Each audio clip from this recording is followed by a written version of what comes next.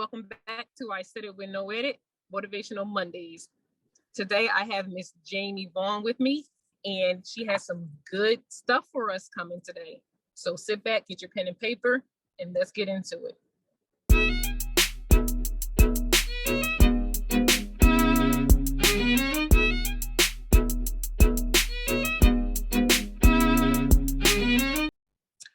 Hi, Miss Jamie.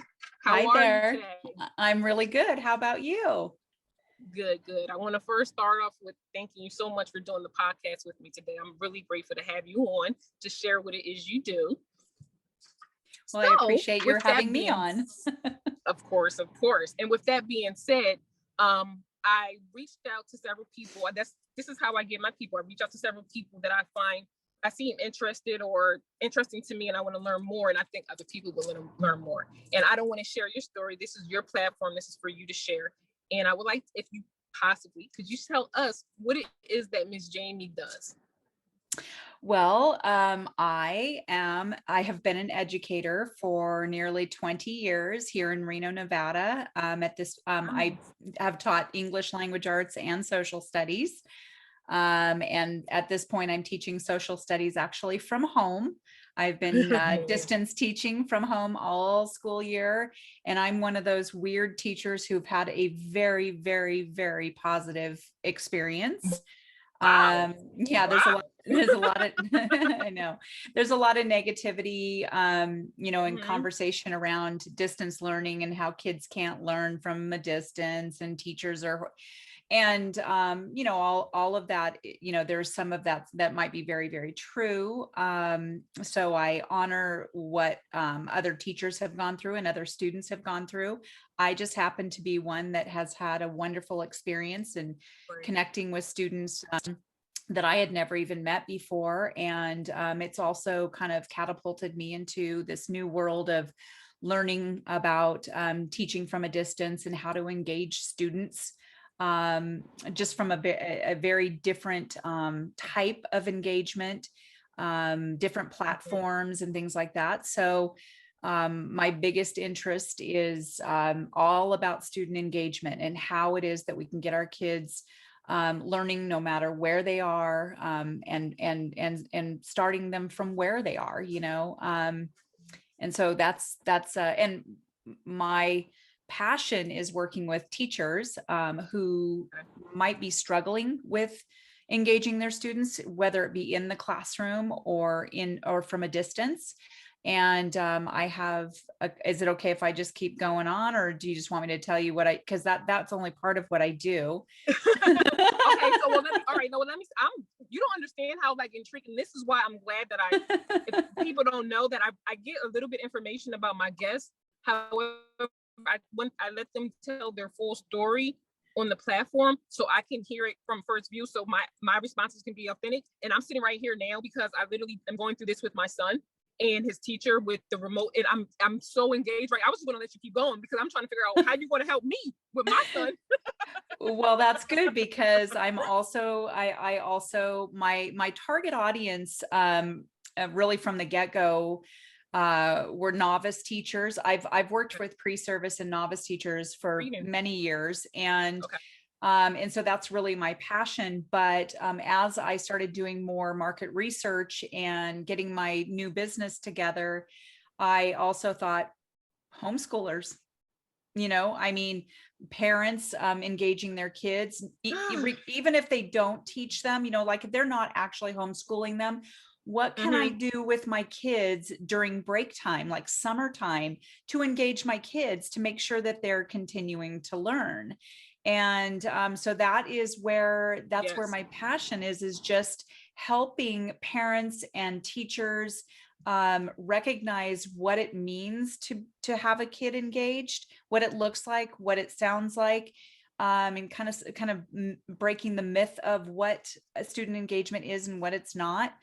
And really trying to provide some, strategies that can really help, that actually, can complement the multiple intelligences and multiple ways of learning.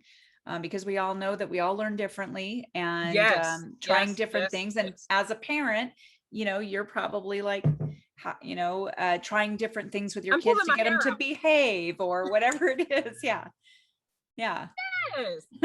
Well, my son, he just turned 13 on Tuesday, and he's at that age. And reading English, it's just not his thing. He's excellent, like excellent at everything.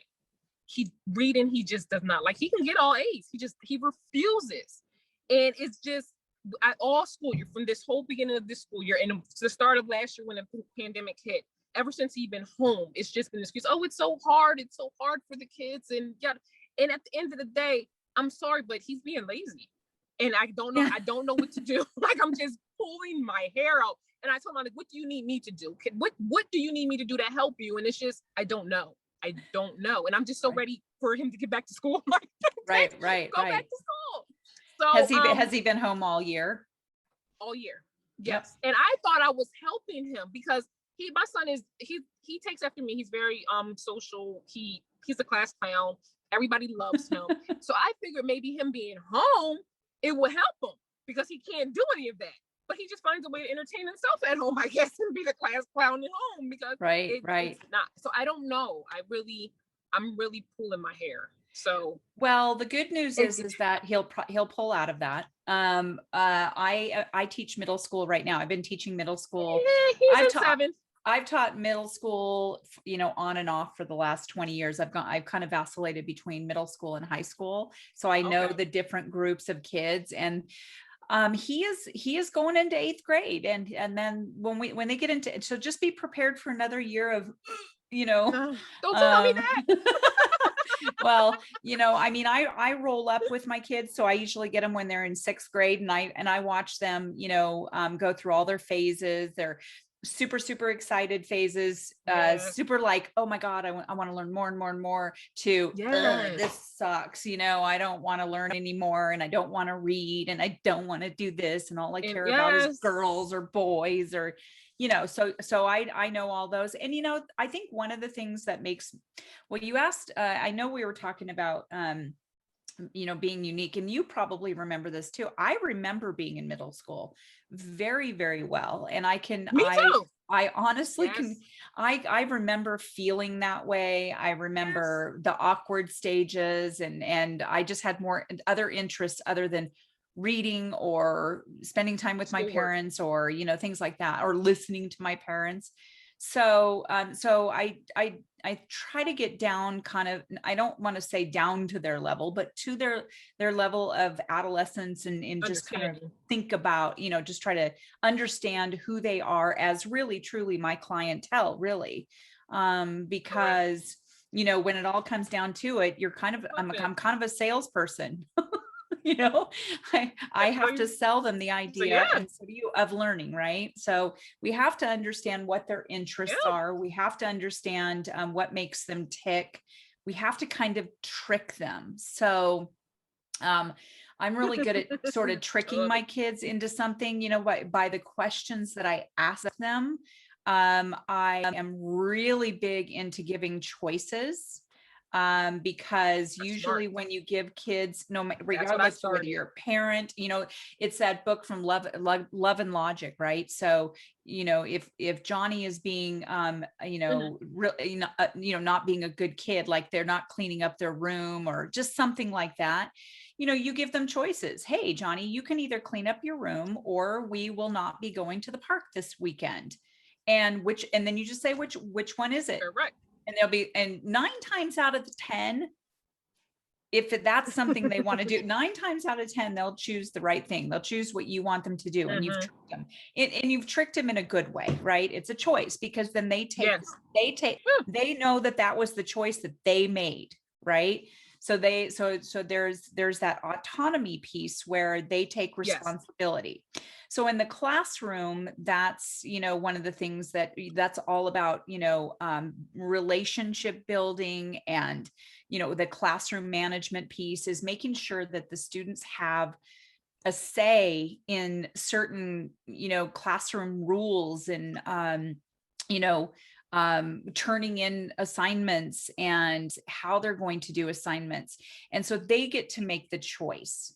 So right now I just gave my 7th graders, or my 8th, well, actually I gave them both a project, but my 8th graders are doing a project on global studies, global issues. And I sprinkled throughout that a lot of student choice. Do you want to work alone or do you want to work with a partner? You get to choose any country in the whole world to focus on. Then you get to choose whatever issue that's on this list, the main, global issues that connects to that country.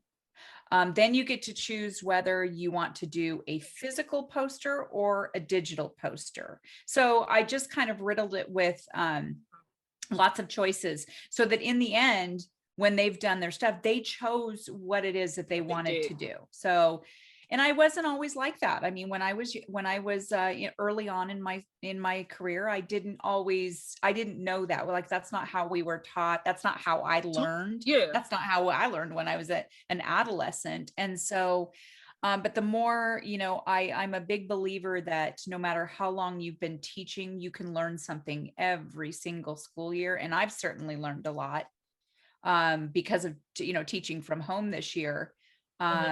And so I think it just lends, it just lends for some great relationship building, especially when the teacher, when the kids know that the teachers care and they care about their social, emotional, well-being, and they care that they all have, that we know that they all have different ways of learning and creativity. And so anyway, so yeah. So you asked me what I do and what I offer. Learn more myself. So is it what you offer? You offer it for teachers and parents, or like who would your direct, like who should be reaching out to you to get some service for help with the child, whatever the case may be? So the teachers come to you to learn more, or should parents come to you? Like who can come to you? I would say parents who are homeschooling, number one, who are looking for strategies to engage their student at home, their child at home, or any like novice teachers, or just struggling teachers who are open enough to, to more possibilities of being able to engage their kids and try different things. And what I offer are, I'm working on an online module, so a class, a course that will be finished pretty quickly, hopefully before the school year starts. That way teachers can jump in, and parents for that matter. And it starts out with really all about clarity, all around clarity about what student engagement is and what it is not. What your current reality is in the classroom or at home, kind of doing this self-assessment. And I have a specific set of questions that I ask that helps you understand whether you are seeing engagement or if you are not, or maybe you sort of are, but maybe not so much. And then going into this confidence realm where you are learning how to lesson plan and how to use different types of strategies in the classroom, understanding the difference between, making sure that the student is talking more than the teacher. So we have this student-centered classroom where the student is essentially the learner and the teacher, whereas the teacher is the facilitator, if you will. And so I have all kinds of great ideas revolving around student engagement, how to get that going in your classroom on all kinds of different levels. And then the third piece is all about celebrating. And that can come with, little celebrations, big celebrations, celebrating your kids, making phone calls home, to compliment a kid, maybe he's not just the bad. Yeah, not just the bad kids, the good kids too. And even like the kids who are not so fabulous all the time, there's always something that's going on. Not bad. I don't want to say bad. Well, they're the ones that live their life. Right, exactly. And and the bottom line is we always find out that there's something going on at home or something in their personal life that's making them be that way. So I always try to find something good about that student to call home and say, look, here's what's going on. What I do notice is, you know, and I always give them something positive. I know that he is smart, and because I've seen him do it, I had a great conversation with him about such and such, you know, just something like that. And again, you are meeting students, and you know, like, you know, teachers like us, we're meeting new students every single year. You have to build that relationship with them from the very get-go. So I go through strategies on how to get to know your kids so that you can serve your clientele, right, in a proper way. So my business is called Coach to Engage, and I am and I will be putting out some information. I do have social media, Facebook and Instagram and Twitter. I was going to ask you. I was going to ask you, how can everybody reach you? And of course, y'all always know I always put it inside the description box. But yes, how can we reach you if you're interested in her service, or questions, concerns, whatever you want to learn more? How can they reach you? So I'm going to type it in here so you can have it for later. But it's called. It's called Coach to Engage, the number 2, Coach, the number 2, Engage. And that is, you can find me on Facebook and Instagram and Twitter. And you taught me something new just now. You taught me something. Can you hear me? Yes. I was about to say, you teaching me something new. I didn't even think to have people type it in it pops. I was here like, what? Oh, that's new. Well, I just want to make sure that they know that it's the number 2 in between, right? Well, what I always do is I get the information from you, and then I'll put it in the description myself. But this right here, say, boys, you even doing that. I got it right here. Like, that was smart. So I love it. You're teaching me right now. I love it. And then I will go ahead. I'll put my email address in there too. It's Jamie at coach2engage.com.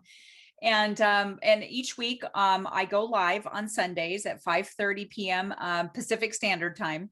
And this month, it's all about, are your kids checking out? Because it's like the last month of school, because most kids are just like, I'm done. I want to go to summer, and I, you know, do all this stuff. And so I've been giving some tips on what you can do in the classroom. Last week was all about student choice. This week is going to be about using passion projects in your classroom for the last few weeks. And that'll be on Sunday. Every other day I have, you know, strategy tips. Sometimes I'll post an article of interest for student engagement. And then again, ultimately I will have my online course up and running by July, so that people can get on there and go through those. And it's a self-paced module, but I also offer coaching, one-on-one coaching and group coaching. And so on my all of my social media, I have a Calendly. You can make an appointment with me. I have a 30-minute free consultation, so I can kind of see who you are and what you know, any kind of issues barriers that you're dealing with. And then I'm also working on a series, about 3 or 4 video series of what can you do with your kids over the summertime.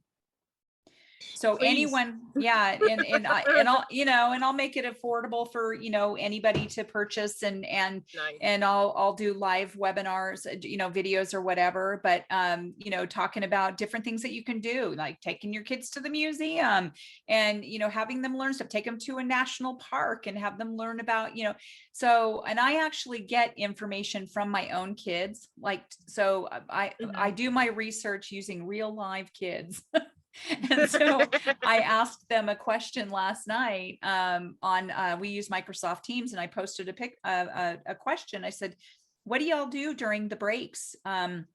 You know, to keep your mind going so that you don't lose any of those reading skills or writing skills or whatever, any kind of academics. So like, what do you do? And so I had all kinds of students say, oh, you know, we go here, you know, we go to the museum, and last year we went to such and such and learned about all kinds of, you know, animals and plants, and, you know, and I mean, and so I just wanted to kind of gather information from them so that I can, you know, disseminate information to other people about what has worked for other kids, and they love it. Right. So your son, you say that he doesn't like to read. but there's a reason for that. So what is the reason? What is the root cause that he doesn't like to read? You say that he's being lazy, and that might be true. And I always tell my kids that, hey, everybody has a lazy bone in their body. But somehow getting it so that he has this love of reading. So does he read anything on his own without being asked? That's the thing. He doesn't like the work because he reads. It's not like he can't. He can read. Right. He can. He reads. He plays the game. He reads. I noticed because this has been all his life. Reading has always been the struggle, and it's not like he gets A's, but it's the struggle just to get him to do the work. Right. But I noticed when I sit and read with him, he wants that engagement. He's a people person. Right. He has to be in somebody's face, entertaining, doing something. So for him, I think it's more so him sitting, doing something that he don't even like to do. On top of it, it's no reason for him to do it. But if I sit and say, come on, Stephen, let's go read something. I'm gonna read it to you or read it to me. He's excited. He'll do it with no problem. Well, that's the good news. I know. But it's like, I also need to teach him that he has to still be able to do it on his own. He's getting older. You get what I'm saying? I can't hold his hand 24/7. I can't. Well, so and the good news is that he will in time. That will improve. I've seen it happen. It even happened with me. I hated reading. I hated, doing stuff in class and having to do this. I hated it.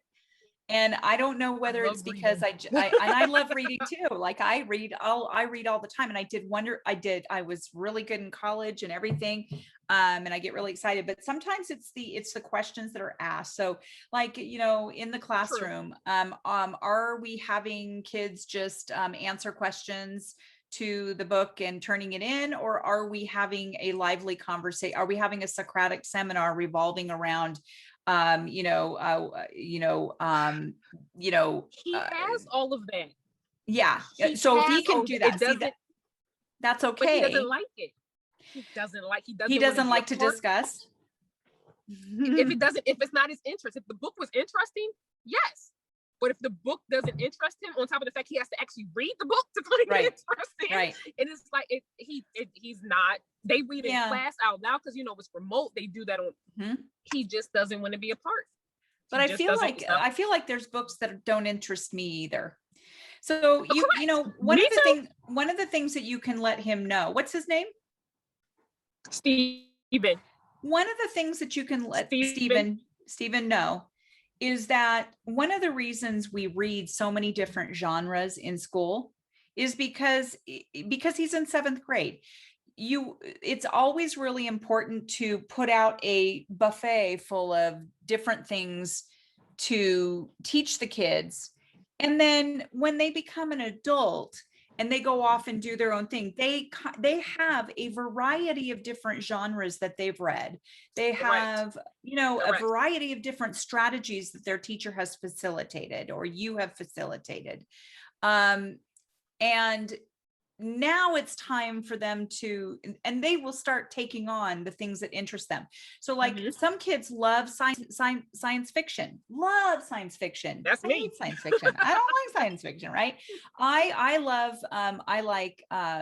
do like nonfiction. I do like fiction and nonfiction books and things like, but there are certain genres of books that I like that I will read as an adult, and nobody tells me that I can't read them or I have to read something else, right? Unless I'm in college, right? You have to read this. So one of the things you can tell Stephen is like, look, it is my job as your mom and your teachers to make sure that you are gifted a buffet full of different things to learn.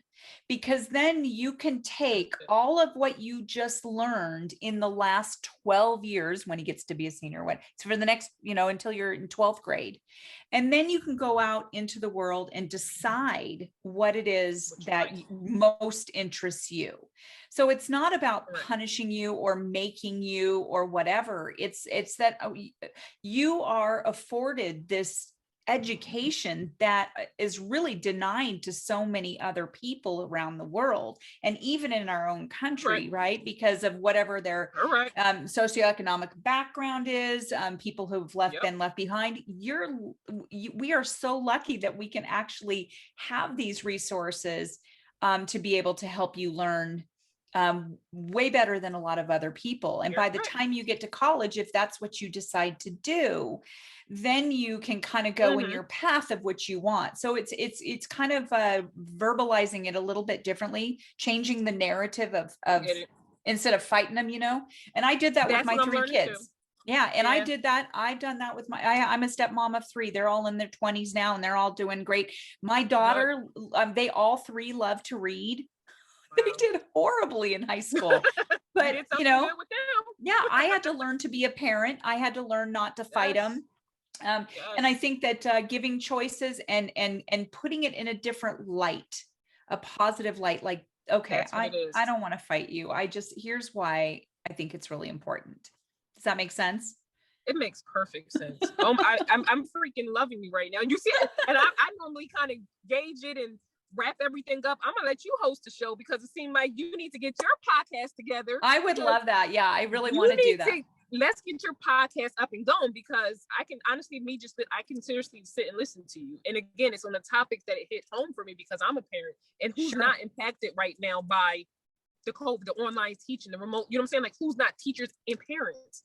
That's so right. What you're offering is like golden right now.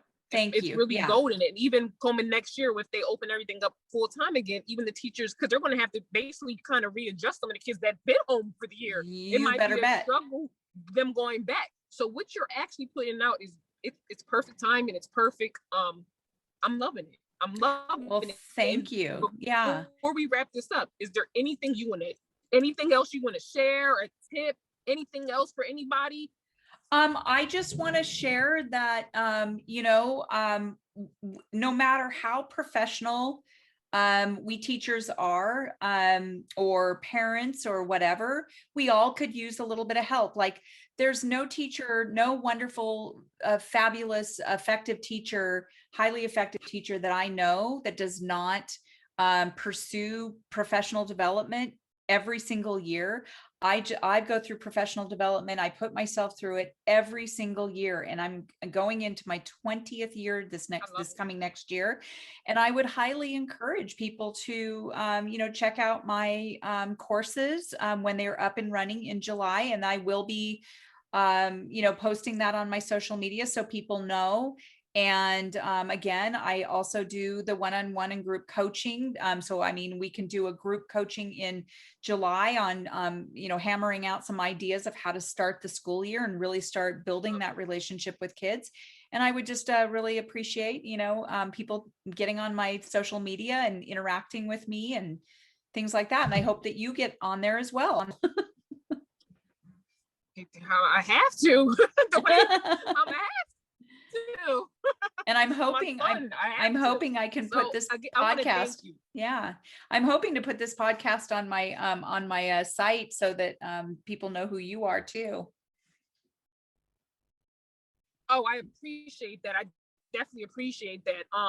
However, I want to thank you because again, I'm grateful for you to be on my podcast share. And like I said, this whole podcast, this segment is all about sharing and helping people. And you dropped a lot. And again, it captivated me. Like, you got a lot of good information. So I need everybody to really go back, watch it, listen, because she dropped some good stuff in there that I'm glad she put out. And that's the type of teachers we need. That you're saying that you improve your skills and everything to better yourself with kids. I'm all for it. I love it. I'm going to spread this because that a lot of people need to hear it. Teachers, parents, grandparents, whoever is dealing with anything else before. Wait, we got to come back because you have to get your podcast. Yes. So I think you're going to have to throw that in there. You're going to have your own podcast soon because you have it. And I would definitely tune in and listen because you got a gift over there. Thank with you. The kids and the teaching, you got it. And I definitely want to hear and learn more. I'm going to already be in probably all the classes as it is, but you need the podcast, whatever you desire to do to get your word out there and teach, you got to do it. You got to. Okay. Well, look I got my first Blue Yeti. I have a microphone that I just bought. I see it now. Okay. So nice. that's the first step. I love it. I love it. So yes, I can't wait to see. And like I said, I'm going to be going, as soon as we get off, I'm gonna go check out all your stuff, and I'm going to be bugging my husband, like, look, we got to do something.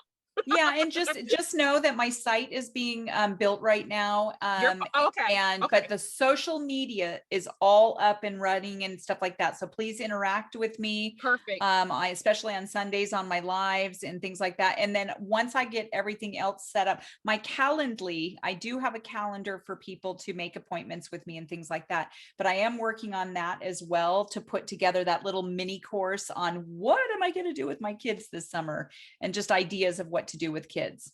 Yeah. So just follow me on all of those.